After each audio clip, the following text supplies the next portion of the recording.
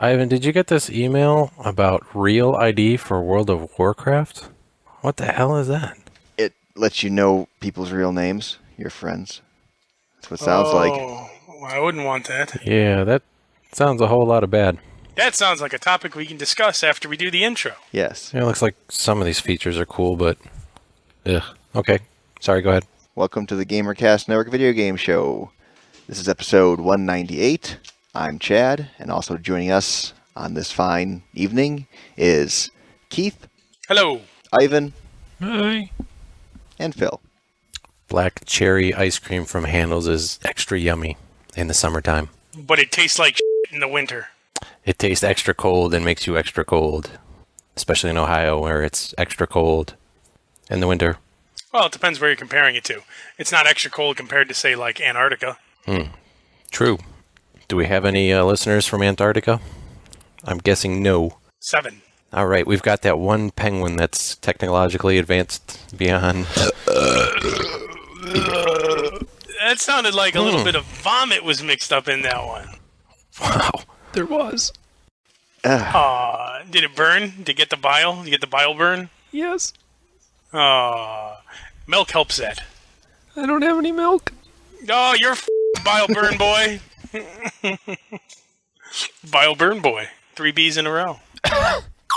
This week on the GamerCast Network, the ups and downs of letting users create things on Achievement Junkie episode 108.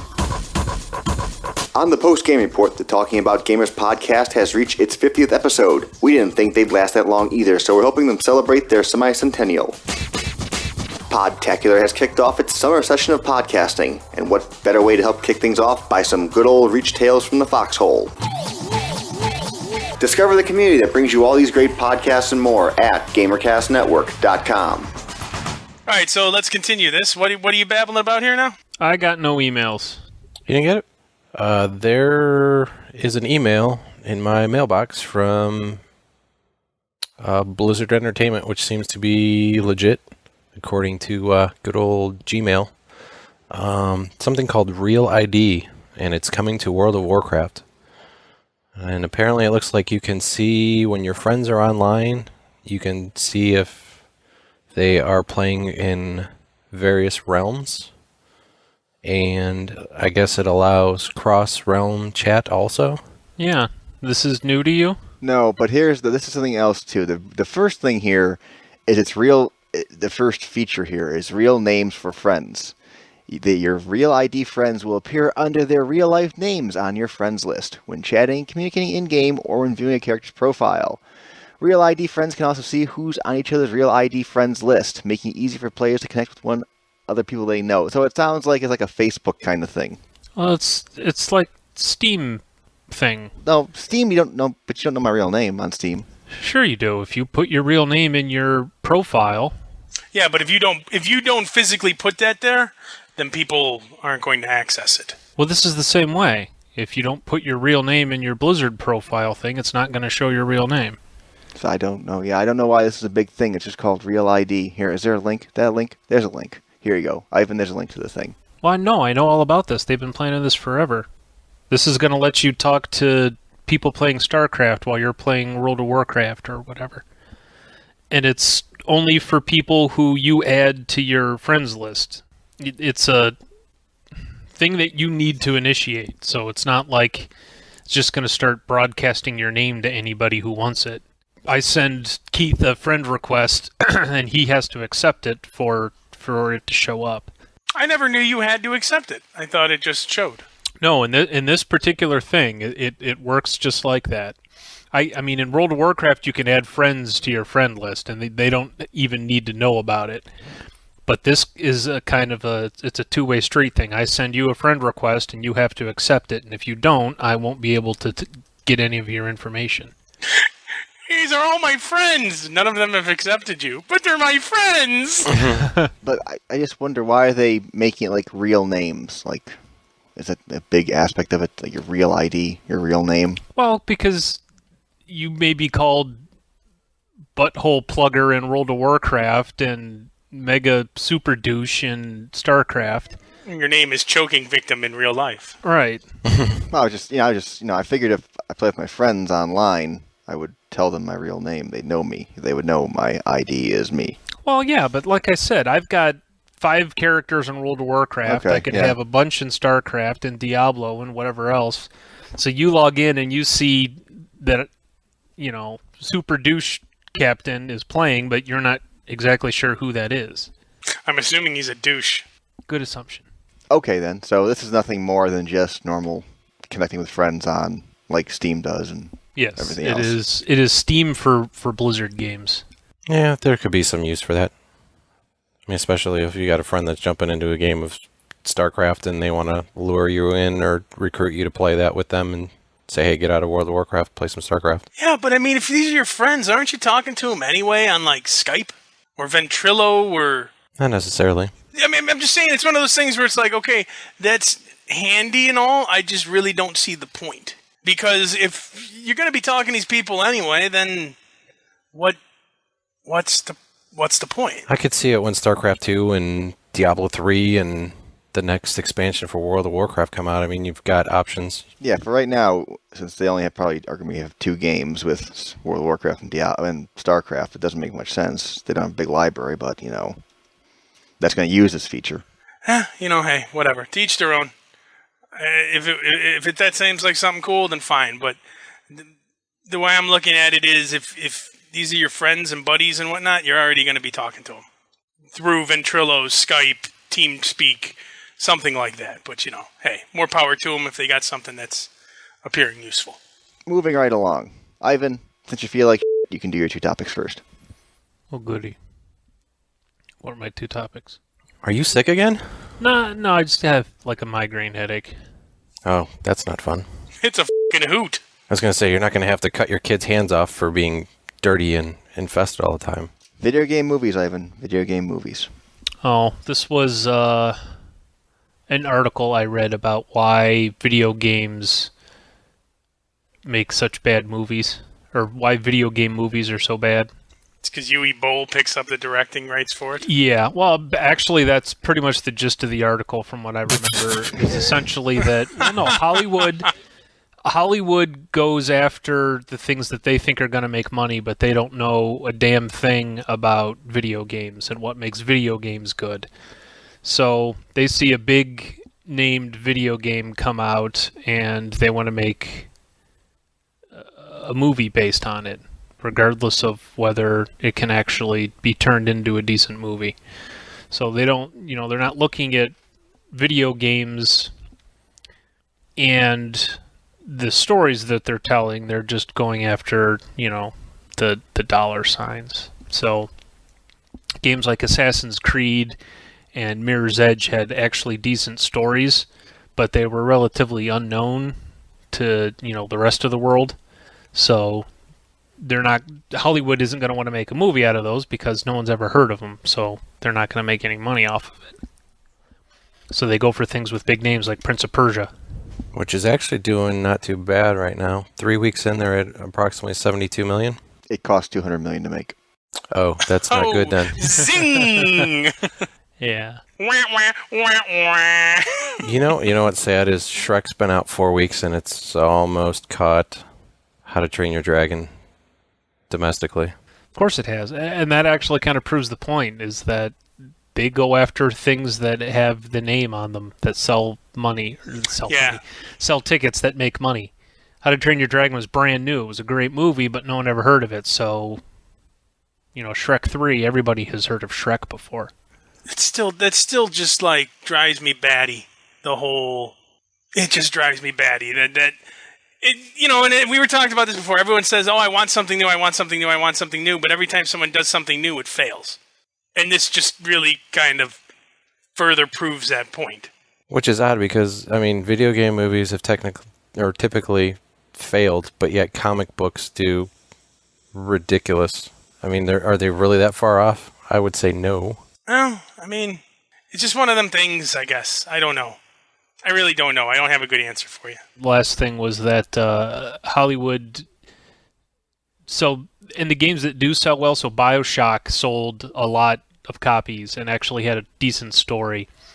but Hollywood doesn't Hollywood directors and producers don't necessarily understand what makes a video game like that a good video game. You know what I mean?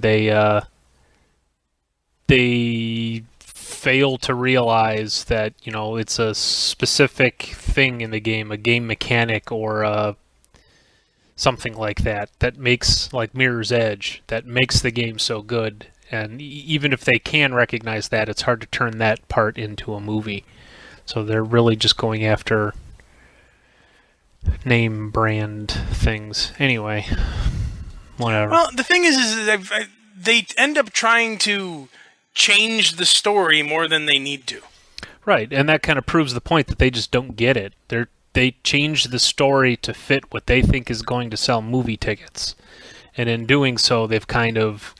break it. Yeah, they kind of abandoned the thing that made the game good. If they ever learn to stop changing everything, then they'll be fine. That's too bad. Prince of Persia had so much potential. You know what? I didn't care as soon as Disney said they were making it. And I bet there's a dance scene somewhere in the movie, too. I haven't seen it. I'm just willing to say... I'm willing to bet that there's some kind of musical number in there. Ivan. What?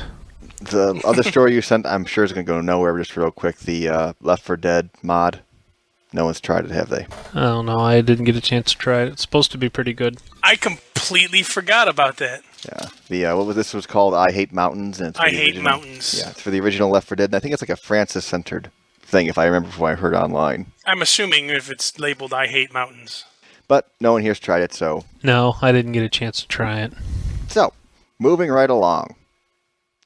Bob's not here. Oh, wait, actually, Ivan, you have one more. I'm sorry. Murloc, Stein. Oh, there's not really much to talk about other than those steins that Chad bought us for, what was it, Christmas.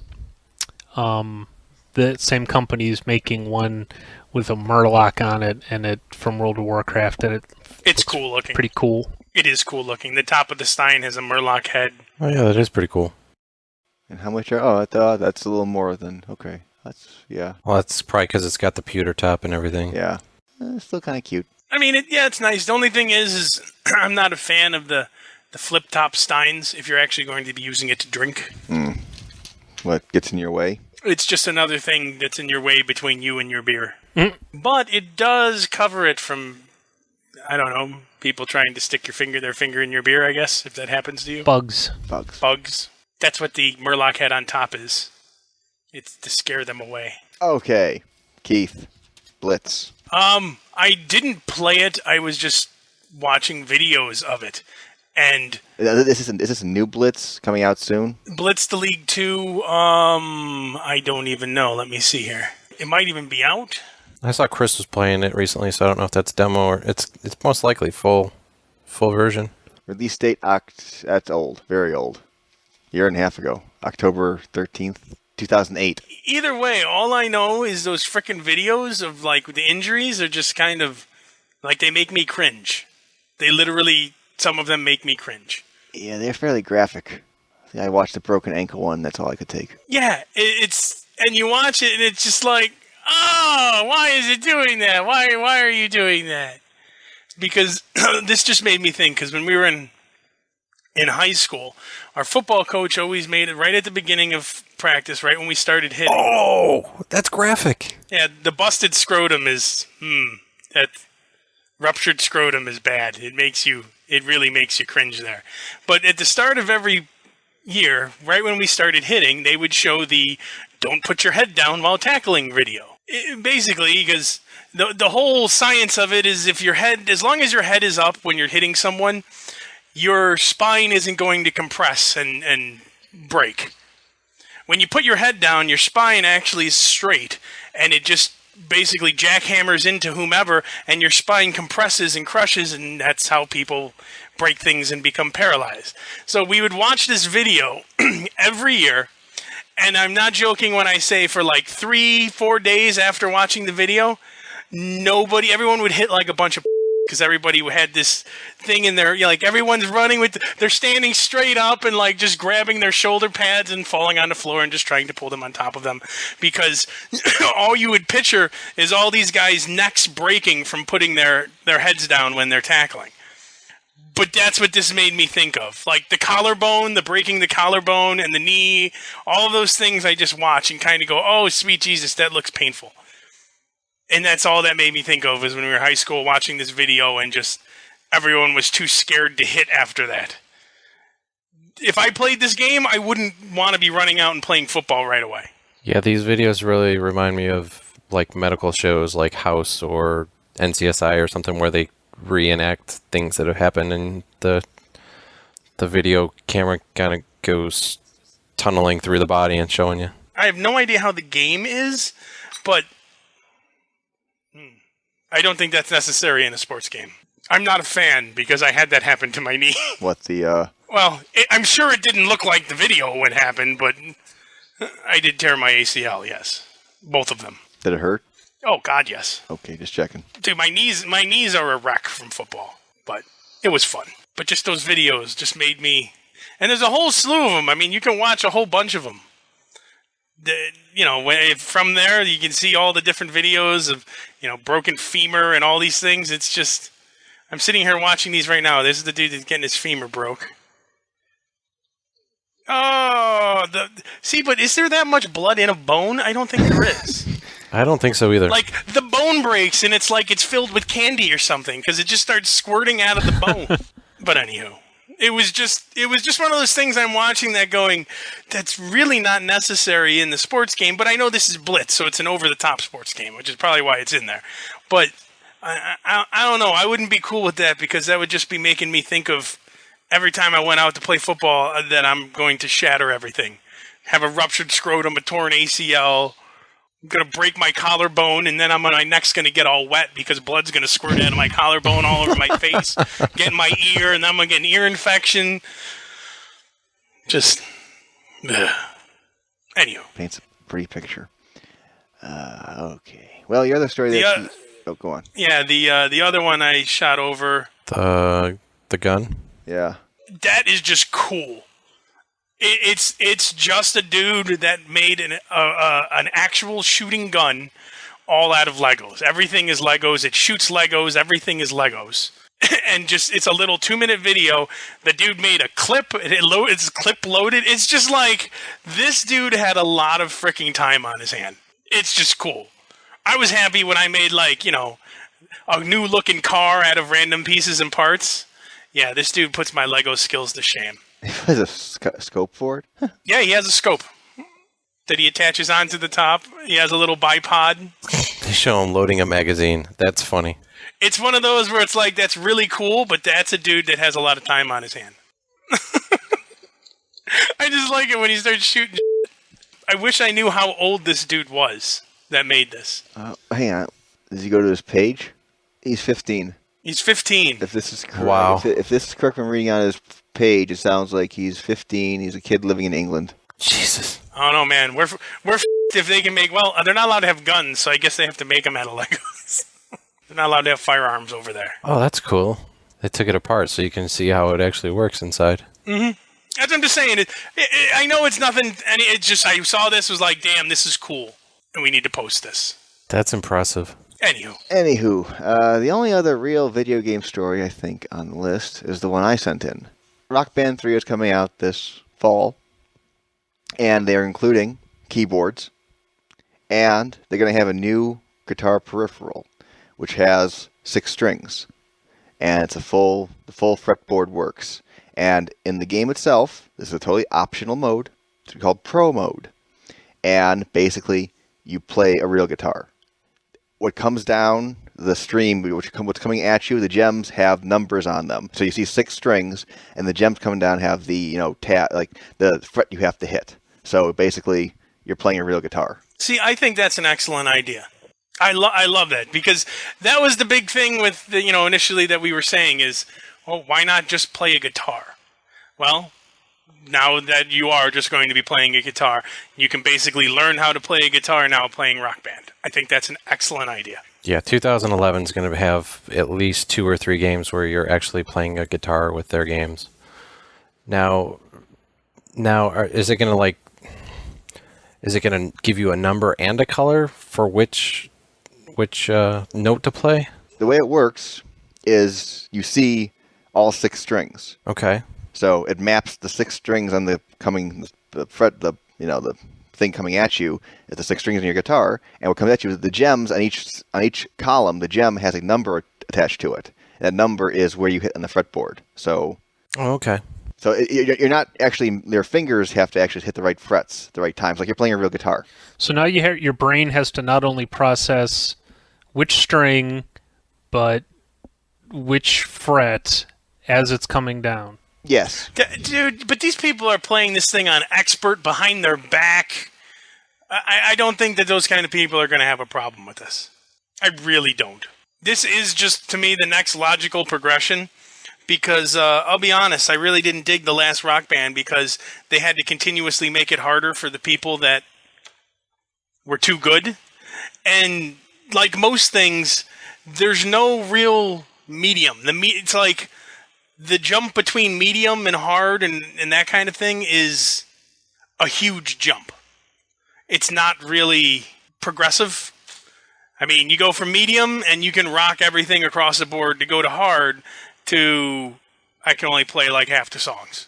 Now, I want to say also the same thing applies to the keyboards. I think they're going to have a miniature keyboard. It's just like 2 sets of keys, not 1 octave and next octave. I think it's only 2 octaves you can see on the keyboard. But I think they have an option where you can actually plug in a real keyboard. The keyboards that have MIDI out can plug into the game, so they can have a full keyboard. I think that's how it works. And again, these are totally optional modes. Of course, the game will work with your normal Rock Band guitars in normal mode. So you'll have the buttons on the guitars. Your normal Rock Band controllers will work. It's like loading up for a gig, though, if you're going over a buddy's house and playing Rock Band and you have to bring everything. Got 4 guitars, the one with strings, the one without. Got my drums, I got my keyboard. Could have set up the amps in the corner. But I mean, like Keith said, it's going to be a huge jump. So now you're going to see string 5, fret 12, and how the hell for me, I'd have to be like, all right, this is the 5th string. Yeah. Now 1, 2, 3, 4, 5, 6, 7. Oh, I missed the note. Well, the thing is, it's gonna be like playing a real guitar. You're gonna have to learn each section of licks, each section of things, and do it really slow, and then slowly start speeding up. Yeah, like people like Bob and Chris will love this because they actually play guitar. What that actually does is it gives you some value to actually playing in practice mode to actually learn the songs. Yeah, because now you can actually go through and learn the sections of the songs, and then it becomes more, like playing guitar. I mean, it's playing a guitar, really. Of course, you now know, though, all the people using the old buttons, the old, just 5 buttons, playing their expert behind the back, people are just going to be like, dude, that's not impressive anymore. When you can play the real guitar, with the strings behind your back on expert, then that will be impressive. So they just really upped the ante for all the people making YouTube videos of themselves. So you're not liking this, Ivan? No, I'm thinking if you want to actually learn to play the guitar, you should probably go out and get a guitar and learn notes and chords and learn the proper way. Well, hang on here. I'm trying to learn how to play guitar. The problem is I don't have time to go to sit down with an actual teacher, because I did that for a while and I really wasn't good at it because I couldn't get the rhythms or the timings right at home. Now I have, through Rock Band 3, a way to get the rhythm right, to get the timings right. I can technically do the movements, I just can't, get the speed right because I'm not being forced to get my timings right. So now this will help me force my timings to be better. Chris and Bob just taught themselves. I mean, Brian started teaching himself as well. It just takes the time to learn it. And again, dude, this isn't something that you have to go buy. It's not something that you have to go get the string guitar and you have to use it. It's an optional mode. Yeah. I think it's an excellent feature to add in there because that was always, and again, without Bob being here, but he was always bitching with Rock Band that he's trying to play the guitar like he really would play the guitar and kept screwing up. Well, for now, the people that really play the guitar can actually play the guitar and play Rock Band and get all the hose. Look at my Rock Band skills. Okay, we will save Bob's in case he shows up next week. Well, the Moose Attack I wouldn't even bother talking about. The thing is that I don't know where he get that from. CNN or something? No, someplace else. The thing is that story is old. Oh, it is old? Oh. It's like from 2007. Oh. It's not old to us. Wow, somebody just happened to re-pick it up, kind of thing. Yeah, rehash the story. Yeah. So, I mean, it's not that you can't talk about it. It's just, it's one of those things where we talk about it and then someone's like, "Oh, what's up with the 3-year-old news story, dumbasses?" But we don't pay attention to those guys anyway, so who cares? Yeah, I'm with Chad. This was news to me. Hell, Max having 2 mouse buttons was news to me. That's funny. The kid's like, I need to get threat on this moose, so I'm going to taunt it.